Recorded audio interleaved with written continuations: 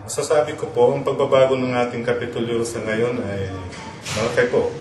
Dahil noon, dito sa paligid po natin, talaga masasabi po natin na may kadiliman po. Hindi tulad ngayon na kita po natin na maliwanag na po.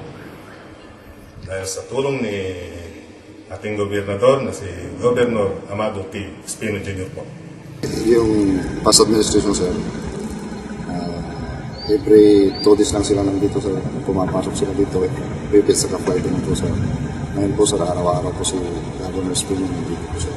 Araw-araw, gabi-gabi po, sir. Dito po sa Kapitolyo po, masasabi ko noon,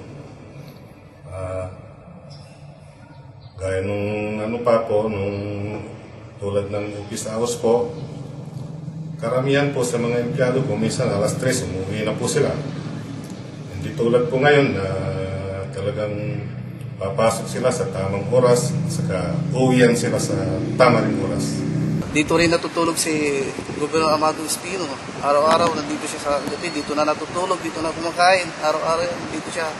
Saka nag-ikot-ikot, nagro-robing sa dyan sa mga shit-shit, tinitignan ng mga tao, pumupunta. Sabi nga, maraming maganda pala dito na lugar, mga tao na namamasyal. Marami po namamasyal po rito para tignan ang ating kagandang na ating Kapitolyo.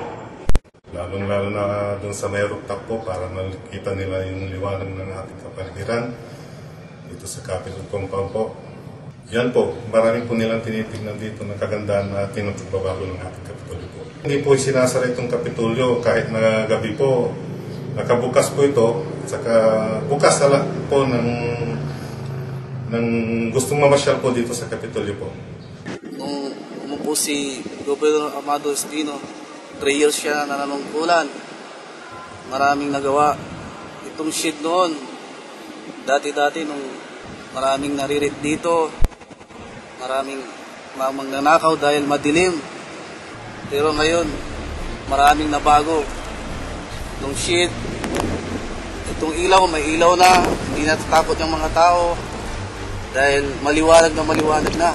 Lalo na pag gabi, may nagro-roving patrol ng service natin, service ng Kapitolyo. Sana tuloy-tuloy na to ang pagbabago ng probinsya ng Pangasinan. Tulong ni Governor Amado T. Espino Jr.